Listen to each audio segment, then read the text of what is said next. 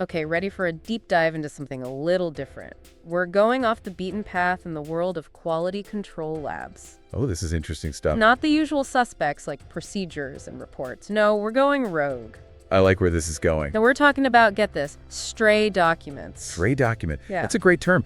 You know, the article we're looking at today actually uses that term, stray documents. The art of giving life to stray documents. Catchy title, right? I know. Think about it. You walk into a QC lab. What comes to mind? Pristine equipment. White coats, meticulous records. Right, for sure. But what about that whiteboard? You know, the one covered in scribbles? Or that spreadsheet someone has tucked away on their computer? Or how about that printout of a modified protocol, all dog-eared from use? Oh, I've seen those. Those, my friend, are stray documents. And they're everywhere. You know, it's funny. The author of this article, Rita Lurkiwi, compares the creation of these documents to Lavoisier's law of conservation of mass. Okay, I'm intrigued. Nothing is created or destroyed, just transformed. So these documents don't just magically appear. Nope. Someone created them. And Lurkiwi dives into the why. Yeah, he gives like 6 reasons these things exist. 6 reasons, wow. But, you know, the 2 that really resonated with me first, our brains, they just love shortcuts. A stray document can be so much faster than slogging through a complicated procedure. It's all about efficiency, right? Exactly. And the second reason I think it's so relatable is our resistance to change. We're creatures of habit. Oh, absolutely. Even when we know a change is for the better, we tend to cling to the familiar. And a stray document, well, that might be the familiar even if it's not officially approved, right? It's like that old comfy sweater you just can't get rid of. You got it. But here's what I find really interesting. Lurkiwi, he doesn't just like bash stray documents as, harbingers of chaos. No, not at all. He actually highlights their potential value. It's true. They can be like a hidden treasure trove of knowledge. Oh, a treasure trove. Yeah, think about it. Valuable insights, clever workarounds, those hard-earned lessons. Stuff that could benefit the entire lab, right? If it were documented officially, absolutely. So then how do we bring these stray documents into the light, so to speak, without creating a bureaucratic nightmare? Well, Lurkiwi, he lays out a 6-step process. He calls it a formalization ritual. A formalization ritual. I like it. Tell me more. The first step, you got to go on a treasure hunt. A treasure hunt, okay. You're searching the lab, like an archaeological dig, for these hidden gems. We're talking desk drawers, break rooms, even those scribbled whiteboards. Okay, so you've rounded up your treasures. What's next? Evaluation time. You got to figure out it's actually valuable. Does it have critical info? Or maybe it outlines a better way of doing something. So it's like a quality check for your stray documents. Exactly. And if it passes the test, then you move on to step 3, the official scroll creation. Okay, I'm really liking this terminology. You're taking that informal document and turning it into the official version, whether it's a procedure, an instruction, whatever it needs to be. Formalizing it, making it official. Right, with clear language, standard templates, all of that. Got it. So what's next in this ritual? Step 4 is what he calls the magic indexing, which I love. Okay, magic indexing. I'm hooked. Tell me everything. It's all about making it easy to find. Give it a unique ID, make sure it's searchable within the lab system. So it's like adding it to the library catalog, making it accessible to everyone. Exactly. After that comes training and awareness. You got to let everyone know about this shiny new document and how to use it. No point in having this treasure if no one knows how to use it. Right, exactly. And finally, you've got to keep those documents alive, continuous revision. Ah, so we don't become stray documents again. You got it. Just like anything else in the lab, they need regular checkups and updates to stay relevant. But, all this talk about formalizing, it makes me think about the other side of the coin. The potential downsides of stray documents. Exactly. They can pose some real risks, especially if they're just, left to roam free. Like what kind of risks? Give me an example. Imagine this.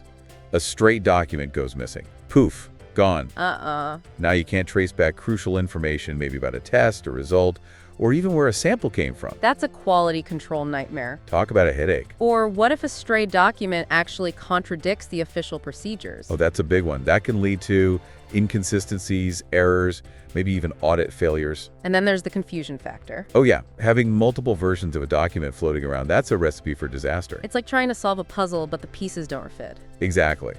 Plus, without those formal guidelines and checks, the risk of human error, it just skyrockets. Someone could be using an outdated version and not even realize it, compromising their results. That's why having a solid, robust documentation system is so important. Okay, I have to admit, I'm starting to feel a little overwhelmed. I hear you. Formalizing all these stray documents, it sounds like a mountain of paperwork. Yeah, I get it. That's a common concern. How do we make sure we're not creating a bureaucratic monster? That is the million-dollar question. But don't worry, Lurkiwi, he's got us covered. Oh, good. He offers some really practical strategies for streamlining documentation without sacrificing quality. Okay, I'm all ears. First things first, Prioritize. You don't need to tackle everything at once. Makes sense. Focus on the documents with the biggest impact on quality, safety, and compliance. So prioritize the high-stakes documents. Got it. Exactly. And then keep it simple. Make those procedures easy to understand and follow. No jargon, no overly complicated language. Keep it straightforward. Absolutely. And then to avoid creating a sea of paperwork, get rid of redundancy. Less is more. Exactly. Combine similar documents, cut out unnecessary repetition. Makes sense. You know what else can help? The big guns. Technology. Oh, technology to the rescue. I knew it. A laboratory information management system, or LEMS, can be a game changer. It helps you manage all those documents electronically. So it's like a digital command center for documentation. Pretty much. And it's not just about going digital. Standardization is key too. Ah, consistency. Yes. Consistent formats and templates make documents so much easier to use and manage. And easier to understand. And of course, you can't forget about training and communication. Make sure everyone understands the documentation system and their role in maintaining it. Getting everyone on the same page, crucial. Regular reviews are also super important. Just like software, documents need updates. Exactly. Got to keep them fresh and relevant. And last but not least, use cross-referencing. Instead of repeating info in multiple documents. Right, link them together. So what does all of this mean for our listeners out there? Well, stray documents are kind of a double-edged sword, you know? They have their pros and cons. They can be valuable sources of knowledge, but they can also pose some serious risks. So how do we find that balance? How do we get the good without the bad? By following Lurgui's strategies, by formalizing, by streamlining, we can harness that hidden knowledge while keeping those risks in check. It's a delicate balance for sure. But it's crucial for maintaining a strong, efficient quality control system. Now, I'm curious, have you ever encountered these stray documents in your own work? Maybe a scribbled note with a brilliant workaround or a spreadsheet that just streamlines everything. We'd love to hear about it. But for now, we're going to take a quick pause, and then we'll be right back, diving even deeper into this world of stray documents. You know, thinking about these stray documents, it reminds me of like folk wisdom, you know? Interesting. For the lab, like knowledge that gets passed down. Ah, I see what you mean. Not through like official channels, but through scribbled notes and spreadsheets. It's that like street smarts of the lab. Exactly, born out of necessity and experience. Right, exactly. And like we said before, they can be super valuable, but we've talked a lot about the risks. Can we dig a little deeper into the potential benefits? Yeah, for sure. Stray documents, they can be a window into how things actually get done in the lab. How things really work. They often pop up as workarounds to unexpected problems or ways to smooth out a process. The unofficial problem-solving mechanisms. You got it. They capture that creativity, that resourcefulness. Of the people on the front lines. Exactly. I'm starting to see them less as a threat and more as like little nuggets of wisdom born from real-world challenges. That's a great way to think about it. Instead of just trying to eliminate them, maybe we should be looking at them as opportunities. Opportunities for improvement. They can show us where procedures are too rigid or where new challenges need fresh solutions. So it's about optimizing those processes, right? That's the mindset shift. Straight documents is a gold mine of information. Okay, so can you give me a concrete example? Sure. Let's say you have a lab technician who figures out a more efficient way to run a test. Maybe they found a shortcut that doesn't compromise accuracy. I see. So they jot it down on a sticky note or tweak the official protocol a bit. A stray document is born. But instead of that knowledge getting lost, what if the lab takes that modified protocol and makes it official? So everyone benefits. Exactly. Efficiency goes up, maybe accuracy too. It's a win-win. Or think about it this way. What happens when a lab gets a new type of sample? One that needs a different testing approach, something not in the standard procedures. They got to figure out a workaround. Exactly. And they might document it in an email or a quick memo, another stray document. Right. But if that workaround works well, why not make it official? Add it to the testing protocol. It's like a testing ground for new ideas. I like that. It's flexibility in a field that often demands strict adherence to rules and standards. A built-in system for continuous improvement. Exactly. Stray documents can point to areas where things can be streamlined, instructions clarified, and new challenges met head-on. But we can't forget about managing them effectively. Finding that balance, right? Capturing the good stuff while maintaining a tight quality control system. So how can labs encourage this kind of innovation, without things getting out of control? That's the big question. It requires a real cultural shift. Okay, tell me more. Traditionally, labs have treated any deviation from procedures as a bad thing. Like follow the rules, no exceptions. Right. But to harness the power of straight documents, labs need to, welcome new ideas, encourage adaptation. A culture where people can challenge the status quo. Exactly. Instead of shutting down deviations, they should encourage people to document those workarounds, share what they've learned. To see those straight documents as potential gold mines. That's it.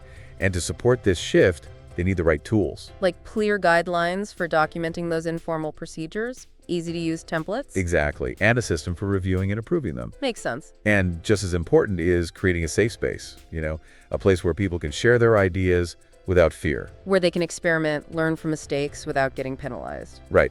By fostering this open, collaborative environment, they can tap into that collective knowledge.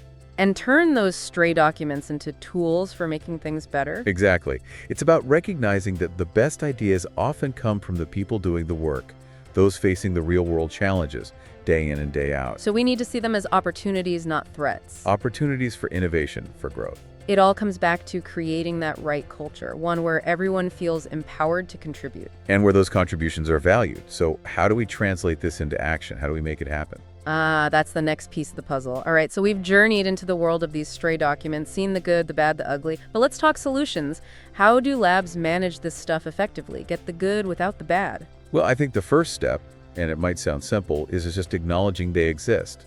Don't ignore them. Don't pretend they're not a thing. Right, no sweeping under the rug. Exactly. It's like trying to ignore a leaky faucet. It's not going to fix itself. So how do we move from acknowledgement to, actual management? One of the most effective ways, I think, is to set up a clear system for documenting these informal procedures. So instead of scribbling on random scraps of paper, give people a standardized way to capture their insights. Exactly. Simple templates, maybe a central location to store them, even dedicated software could work. Make it easy to do the right thing. Right, exactly. And then, once you've got them captured, gotta have a system for review. Figure out what's actually worth adding to the official procedures. Right, and it should be a diverse group doing the reviewing, quality assurance folks, technical expert, and importantly, the people on the front lines, the ones creating these documents in the first place. Get input from all levels. Exactly. Then, once a document gets the green light, you got to have a process for making it official. Polishing it up, making it a, formal procedure. Right, from rough draft to final version. And of course, training, making sure everyone knows about the new official document. Oh, absolutely. Got to keep everyone on the same page. What about the old stuff, though? Those outdated versions?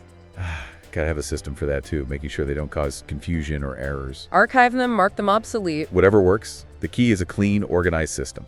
Speaking of which, we talked about technology earlier. How can it help tame this stray document beast? There's tons of software out there designed for document management, version control, all that. Like a digital assistant for your documents? Exactly. Centralizes everything, tracks changes, makes sure everyone has the latest info. Takes the headache out of it. Some even allow for real-time collaboration. Oh, so people can work together, even remotely, to formalize those procedures. Exactly. Technology really helps build that open, collaborative culture we talked about. So, big picture, I think the takeaway is we need to shift how we view these stray documents. The enemy? No. They can be a real asset to any lab. A gold mine of knowledge, if you will. Embrace them, create systems to manage them, foster open communication. That's how labs unlock those improvements. It's a mindset shift, really, from fear and control to empowerment and collaboration. Exactly. Think about how you can apply these ideas in your own work. Any field that relies on accurate, up-to-date information can benefit. Turn those rogue pieces of information into tools for positive change. And hey, next time you see a stray document, don't just dismiss it. Might be a breakthrough hiding there. Keep exploring, keep learning, and keep those stray documents under control. And that brings our deep dive into the world of stray documents to a close. Hope you found it useful and that you're ready to tackle those rogue documents with a fresh perspective.